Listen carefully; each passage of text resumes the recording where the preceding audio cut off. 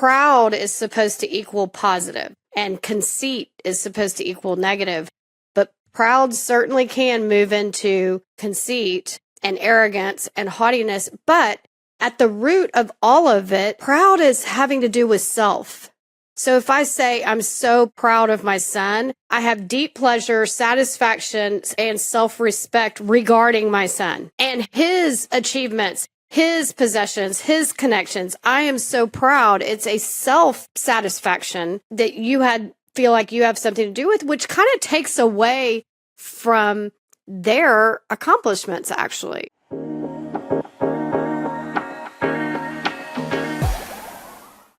Hey, Shannon. I'm Hi, excited Chico. about today. I'm excited You about are? this podcast. Yes, Yes. I'm getting pumped. I'm getting delighted, ecstatic.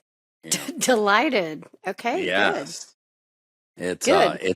it's wild. We've had a fun, fair, kind of crazy season the last probably Well, 4 or 5 yeah, weeks. It's along with wild, everyone else. I mean, Maycember is officially a term, and but it's primarily used for parents with little kids, middle school kids. I don't know. I've seen a lot of talk lately about I thought that not having kids in school would mean that, but I think because, like, I've noticed traffic is worse, people are really like hustling and bustling and tired, and It's kind of like this anticipation of summer, and you can't get there fast enough. right. And so it's Everybody like, wants summer. Everybody wants summer, even if you don't have kids that are on a school schedule for summer, and you don't, and right now we're in mid-May, and it's like, man, people don't take vacations mid-May. And so it's like, there's the anticipation of vacation, of, all sorts There's of just a lot of traffic and a lot of, things,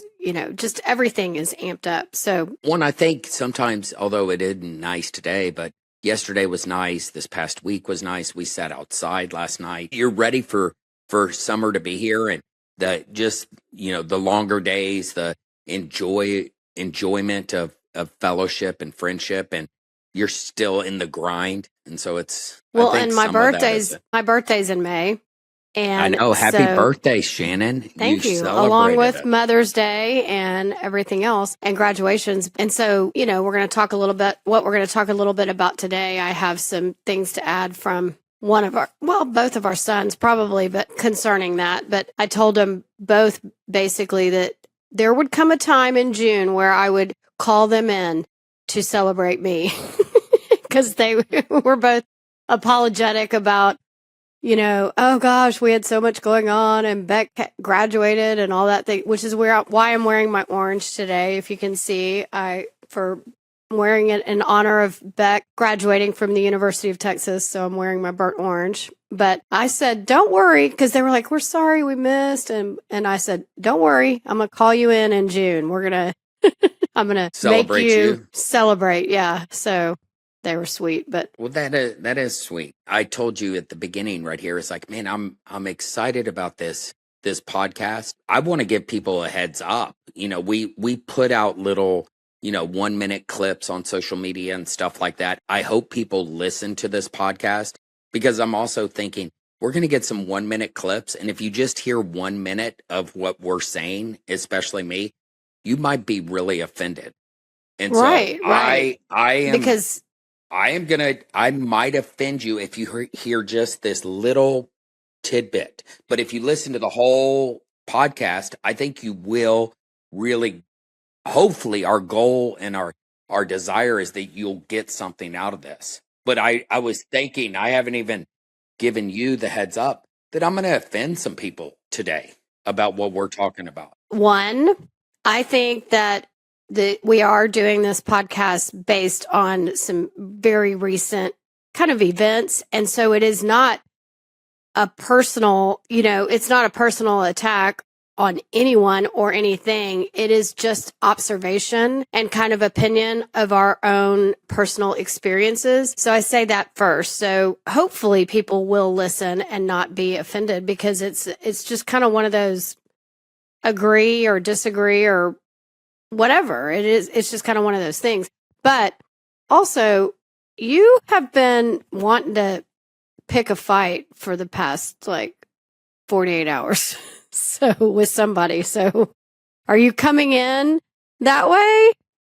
No, I'm I'm just not. asking curiously before I, we I'm not, and I'm not picking a fight with not pick a you. fight, If but I, just stand up. You're justice seeking, 8 on the Enneagram Challenger is kind of coming into play when anybody is wronged or something. I have a big justice seeking mindset, and it's something that I struggle with. Is I want to seek justice and sometimes vengeance, and it gets me in trouble. But you're not But really coming today, in that way, are no, I'm you? not coming in No, that way at no. all. I'm just coming in a way in this episode, specifically something that I have been wrestling with for over 20 years. I mean, I think Yes, we've agreed. even talked about it. I've dug in, you've dug in separately. I'm interested in finding out what you found as it relates to this topic. So the topic is I'm going to frame it up. Our older son graduated from University of Texas. Our younger son just graduated from the University of Texas. We had the big celebration last weekend, and at University of Texas,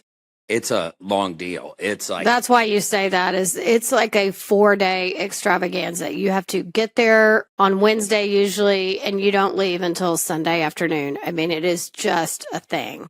yes. And so Lots it's going on. yeah, So you graduate in your specific school, and our son's graduation was on Thursday at noon. We got in line at at 10:30. noon. So yeah, we had to get there Wednesday night. Yeah, so we got in line at 10:30. I went and picked up your parents. My mom met us. We took all the grandparents with us and got in line to get seats, for the big graduation. And that was just his liberal arts degree and School, right. school. But Just there was his two, walking across the stage. Yeah. yes. At University of Texas, there's 17,000 graduates. We found out Yes. Saturday night. Throughout the undergrad, masters, And lawyers, doctorate. Yeah. all the things. Doctorates, yeah. 17,000. So they didn't walk 17,000 people across the stage in one ceremony. They broke it down to law school, to business school, to liberal arts, to architecture, to engineering, whatever. And so ours was Thursday. Then we had a party Friday evening. Then we had the big graduation where Colt McCoy spoke in the stadium, and it was packed. Yeah, And filled so the it was, stadium like a football game. yeah, it was wild. I loved his line. I thought I was nervous. He played football at Texas back in the early 2000s, mid 2008, 2006. Went to the national championship, got hurt. Yes, yes. Little deal. During the But game, could have won if he hadn't been hurt. We all but know the story. I love what he said. Throwing a touchdown pass in front of 100,000 people right here on this stage. I thought I was nervous, but this is a lot more nerve-wracking to stand here in front of you. Well, so, he admitted that, a lot of the graduates might be looking up there thinking, oh, the jock, is going to deliver the commencement speech and what is he going to offer and whatever. He did a great job, though. He did a good job. But so getting to our topic, and here it is I've had family members, we've had friends, we've had all these people. It's this common language that what they say is, you must be so proud. It is like over and over and over again is this whole mindset. I like this. You and Shannon have to be very proud parents with exclamation point. Yes. And it's like that So thing. you've been talking about this for years, about the word proud, just the language of, the word proud, and saying that's what everyone says. That is a very normal, and when people say that, we and other people know what you mean. You know what I mean? Like we have developed a language and a culture around celebrating other people by saying, oh my gosh, you must be so proud of yourself, of your children, whatever. And we just say that now and you have said for years and years, I'm not going to use that word.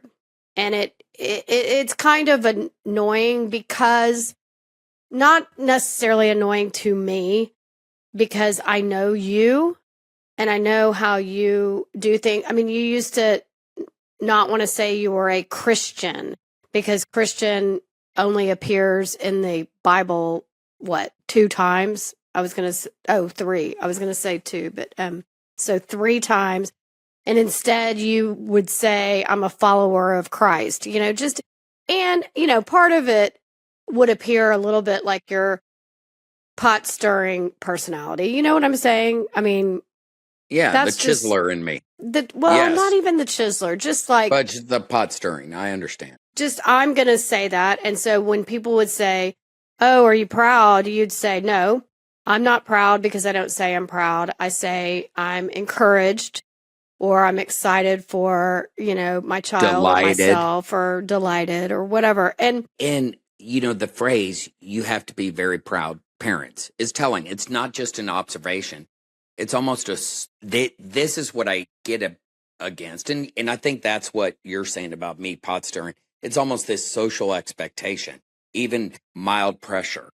well, it's just like, don't call me out. You know what I mean? The social anxiety of it is, for me, there's a social anxiety around it. Like if somebody says, oh, are you so proud, of your and then child? I come over the top. And then you come over the top. No, I don't use that word or whatever. I'm like, okay, you know what they mean. Like, let's just say, oh, yes, we're so proud. Right here, but you're like, wait here, Shannon. Hang on. You and I have Okay. talked about parenting and the helicopter parenting, the snowplow parenting. There's, reels and memes all over social media about just too much parenting and stuff like that. And now they're the gentle parenting.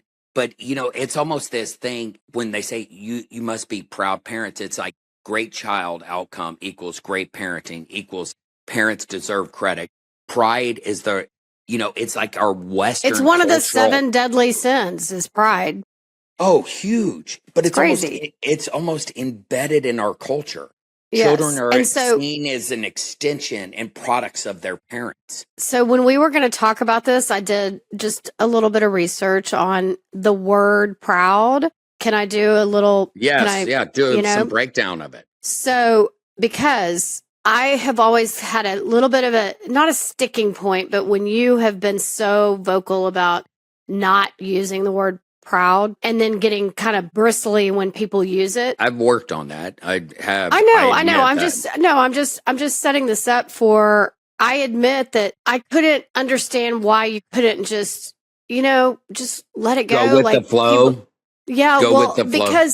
Because we didn't have this platform to we did, but to explain it. And so I want to explain how it helped me to actually understand kind of where you're coming from and what you're saying and why I agree with you now. Does that make sense? Okay, yeah. Okay. Definitely. Go for it.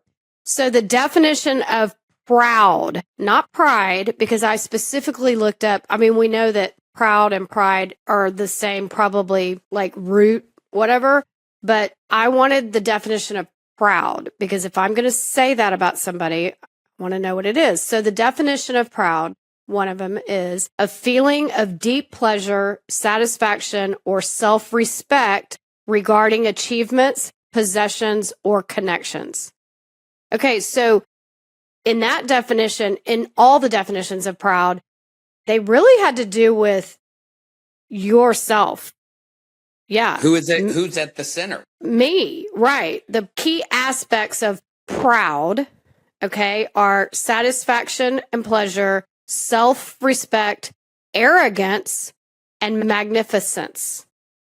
Okay? It's all having to do with yourself. They even use the word arrogance because I think that if you have a little too much of a feeling of deep pleasure, satisfaction, self-respect regarding achievements, possessions, or connections, if you're bursting with a pride spirit, a proud spirit, or a prideful heart. It can be arrogant, and synonyms of proud are pleased, honored, self-satisfied, arrogant, haughty, dignified, and majestic.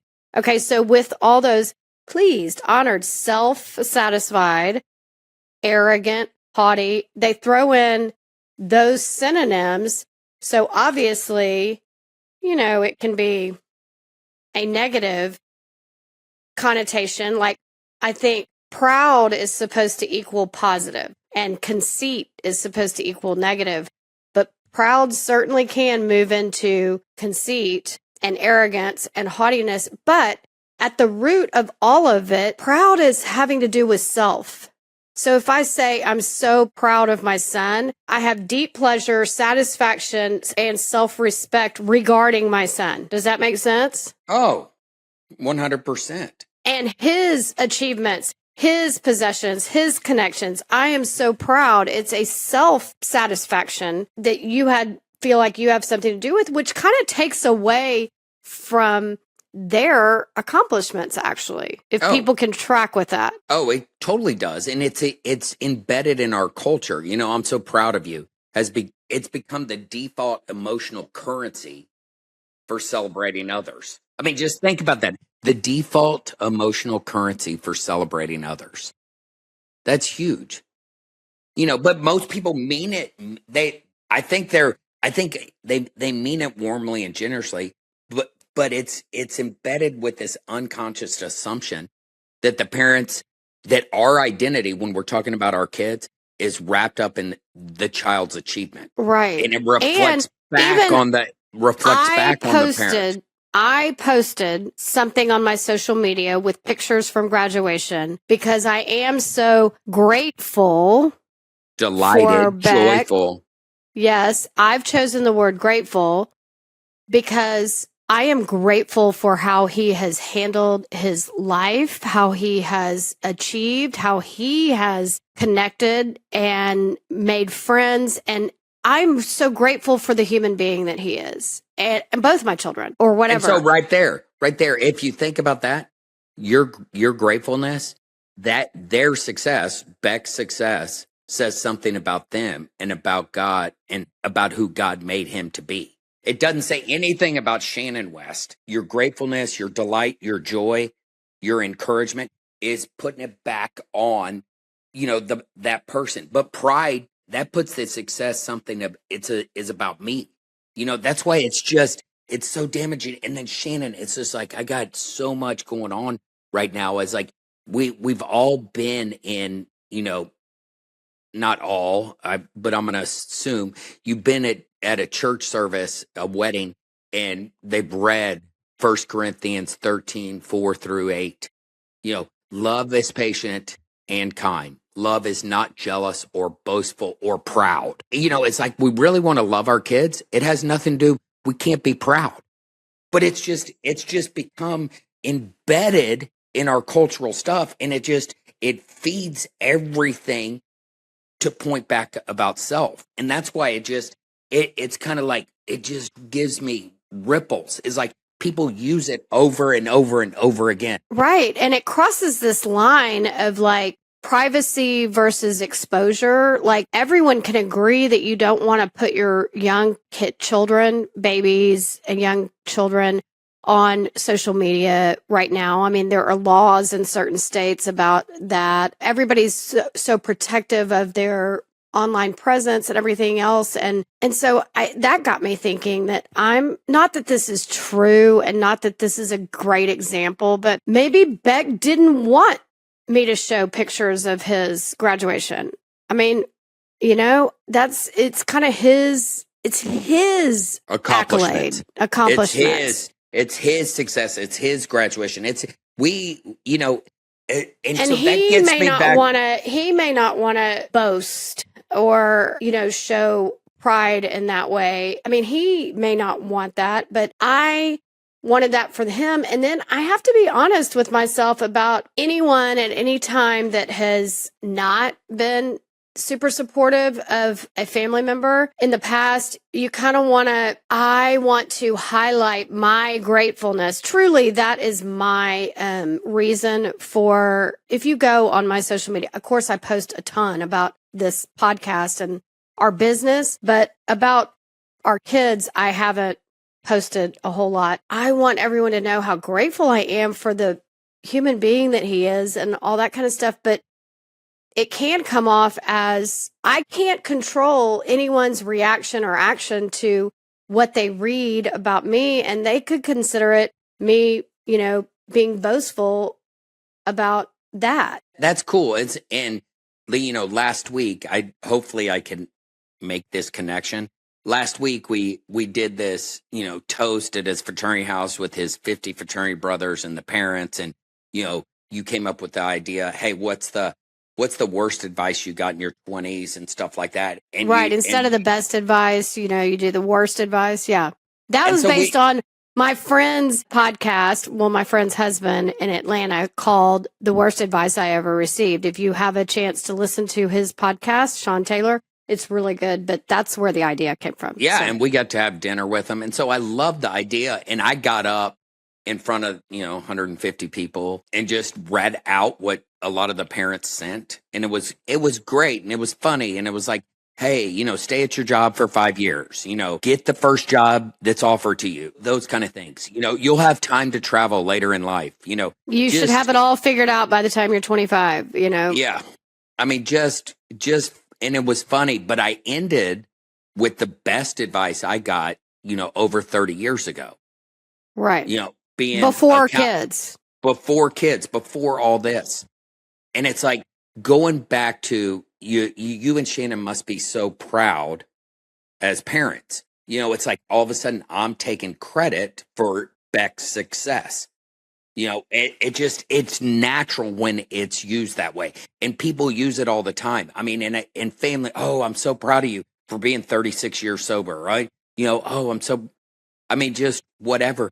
But the best advice I got, Sam Brito, good man. I was seeing people at SMU. I was a drug and alcohol counselor trying to help. Sam Brito was the head. He was my boss. Head counselor right at SMU. Yeah. And so he goes, Chico, if you take credit for the successes, you need to take credit for the failures. And so really, when we become prideful or proud of our kids' achievements, then we need to be proud of the shit that happens in their life. It's like, if you really think about that, it's like, oh, I'm so proud that, Well, no one's posting, about their kids getting arrested, the failures, or any of those things, or your daughter not underage, but of your daughter getting pregnant out of wedlock, or any of those things, or get your kids getting fired. It's just like, oh, I had something to do with it. It's like, man, where in our culture, it's just so embedded, But I like what Paul says in 2 Corinthians, because it does talk about boasting. He does talk about boasting from Scripture. And what he says right here is 3 different times I begged the Lord to take it away, taking away his thorn in his side. Yes, each time he said, my grace is all you need. My power works best in weakness. So then what does Paul say? That was Jesus telling him. So now I am glad to boast about my weaknesses so that the power of Christ may work through me. So the only kind of boasting, the only kind of proud we need to be proud of is of our weaknesses. Right. And it's like, man, oh, I'm so proud. I'm so proud that, man, I've screwed up as a dad. I've screwed up as a husband. I've screwed up as a son, as a brother, as a friend. And it's like, man, that's where Christ's grace has just given me that peace that transcends all understanding. I want to boast about that I have, I failed you. I failed our boys. I failed, my parents, my brothers, my friends. Well, and here's the thing. If I were to just hone in on, I'm going to use Beck as an example in particular because he just graduated and he just drove in back to Dallas yesterday, dropped off his stuff, and then headed straight out to the lake to be with friends, as he should. He gets to, continue to celebrate and until reality hits. But I have not held anything against him as far as, like, he wasn't here on my birthday. He wasn't here on Mother's Day. He didn't even call me on Mother's Day. I had to point out the fact that he was asking me for a favor, and then I had to text him back and say, oh, by the way, happy Mother's Day, Mom. And he called and said, oh, I'm so sorry, whatever. I didn't concentrate on that. I didn't hold him, to the feet. when everybody else is posting their Mother's Day accolades, or the kids are even posting happy Mother's Day to the best mom ever, and they're doing that. Mine didn't do that. I don't care because I don't need that from them. But yesterday, after Beck breezed in the driveway, I helped him unload the whole car. And then he's like, kiss, kiss, bye. I'm going to the lake. And he left. And I went on about my business. I don't care. And he called me and left a message saying, I'm so sorry I left so abruptly.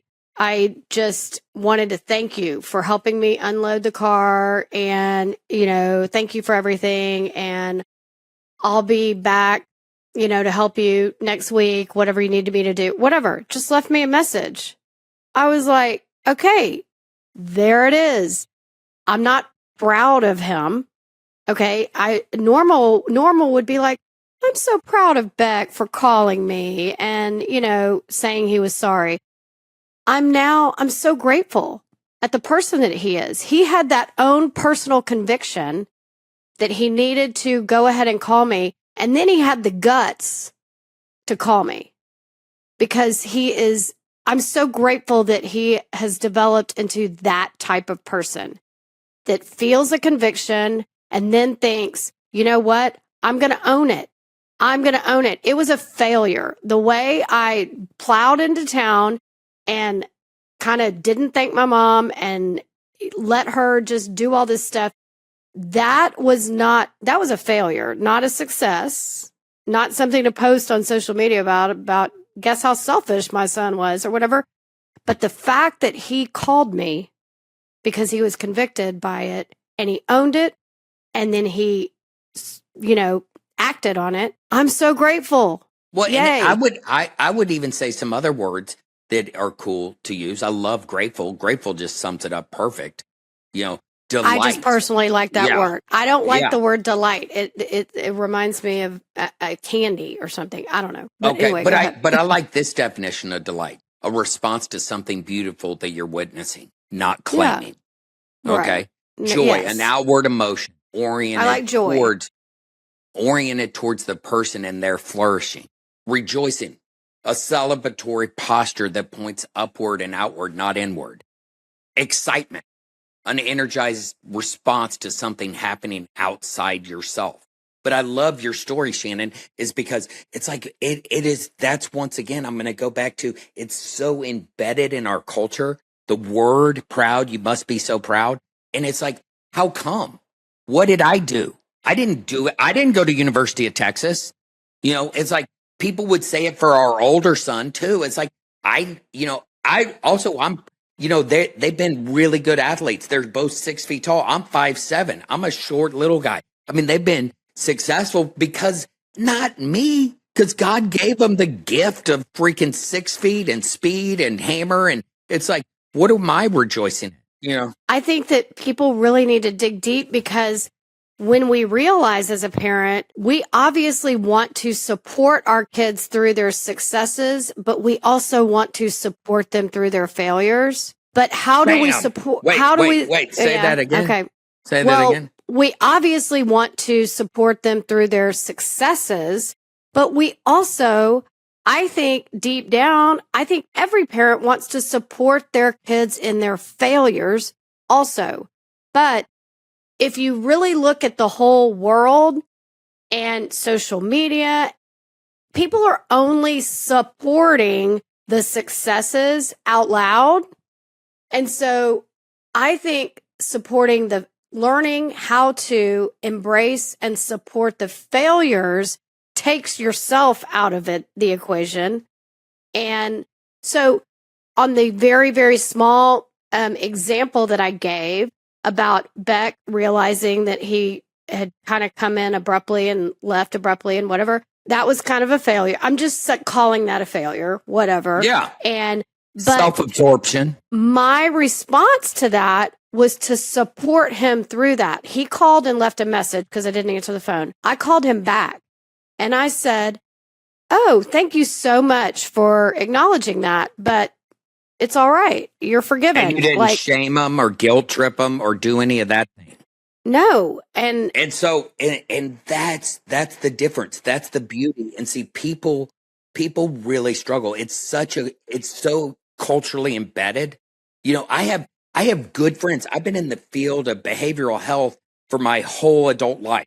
You know, I have long-term sobriety, and I have a lot of guys that I really care about deeply. It's like I really struggle with a lot of them, and even in my men's group they use this damn word proud all the freaking time. And I mean, and sometimes I struggle with, man, they don't get it. You know, it's because the word proud it's just embedded in our well, they culture. don't get it, but they also, if you can have a bird's eye view of how people legit don't support their kids, especially, or their spouses or anybody's failures because they want to sweep it under the rug. They want it to go away. And I'm not saying you need to put it out there. There's a difference between privacy and Secrecy. secrecy. So what I'm saying is that you're allowed to have privacy, obviously. And so I'm not saying you need to post equally successes and failures on social media. Like, let's take all of that public. Let's take the public out of it. But privately, you need to not ignore the secrets because I know my kids wanted me to, okay, let's use an example of wanting to help a child sleep better. Okay. A child that's struggling with sleep. And my solution would be, a diffuser or lavender on your pillow or melatonin or whatever, like doing all that.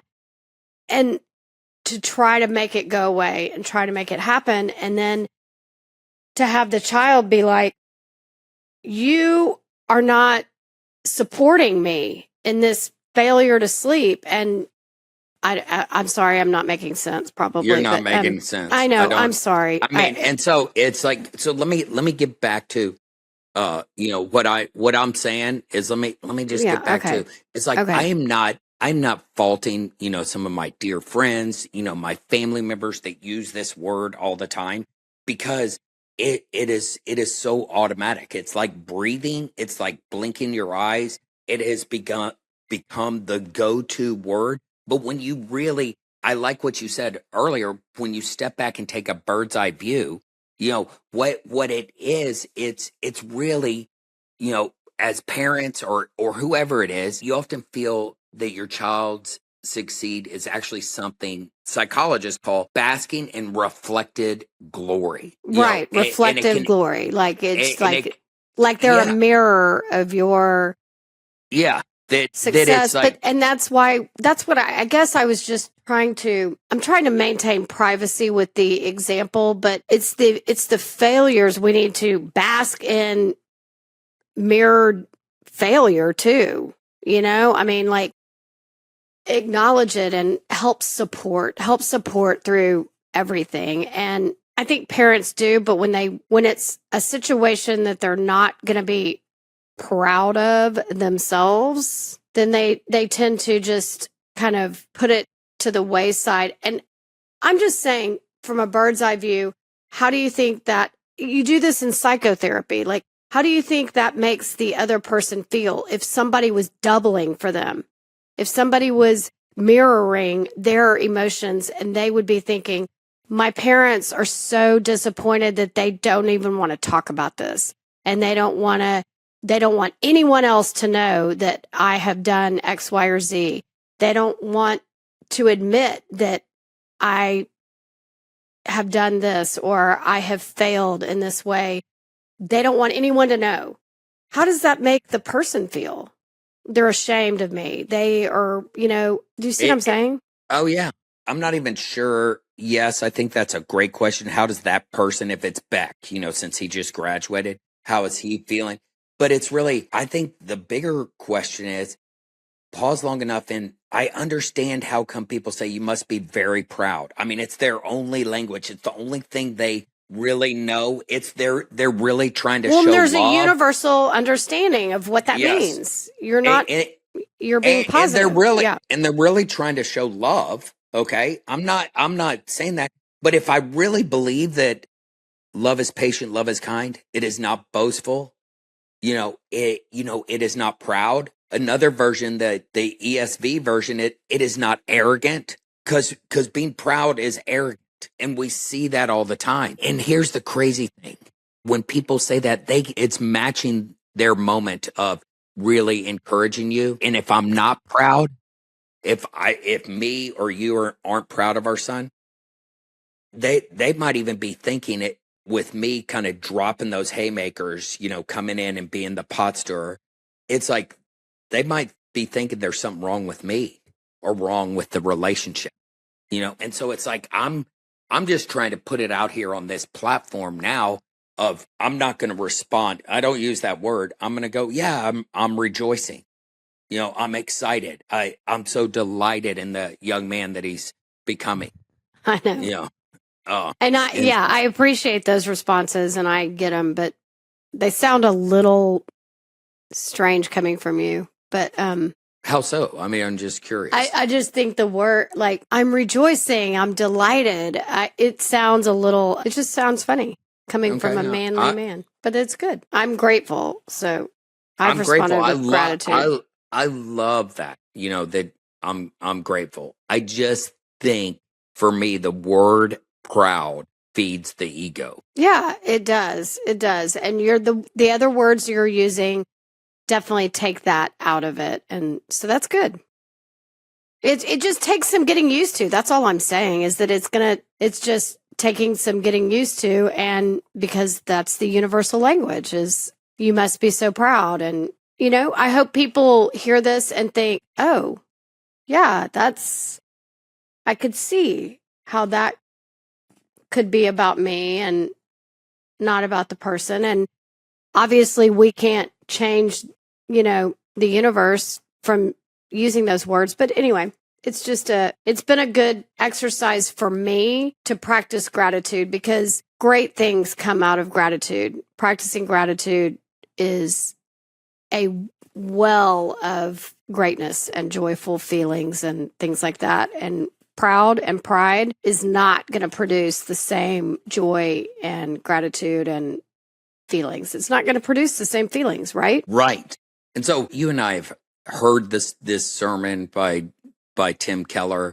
I have the book. I've read it. I remember us listening to it when one time we were picking up our kids at camp. It's called The Freedom of Self-Forgetfulness that he talks about. He has this great illustration in there when he's talking about pride and the ego and stuff like that. And he quotes C.S. Lewis from Mere Christianity about gospel humility. And he says, if we were to meet a truly humble person, Lewis says, we would never come away from meeting them thinking they were humble. They would not always be telling us they were a nobody, because a person who keeps saying they are nobody is actually a self-obsessed person. The thing we would remember from meeting a truly gospel humble person is how much they seem to be totally interested in us. Because the essence of gospel humility is not thinking more of myself or thinking less of myself. It is thinking of myself less. Right. And so that's the key is like, do I think of myself less? I want to lift up people. I don't want to be proud.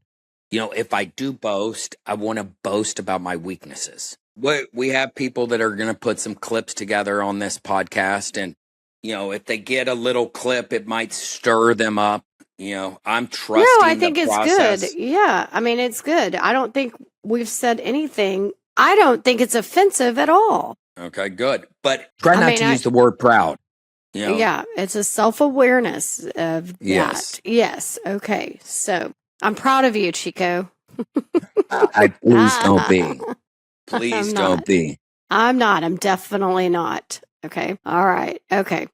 Well, y'all have a wonderful week, and I hope you get here to the end and send us a DM on our Instagram page, filter optional, and let us know what you thought of this episode. So if you've listened to this whole podcast, you will hear me say, DM us on our filter optional Instagram page and let us Okay. know what you thought of our episode. All Thanks. right. Thank you.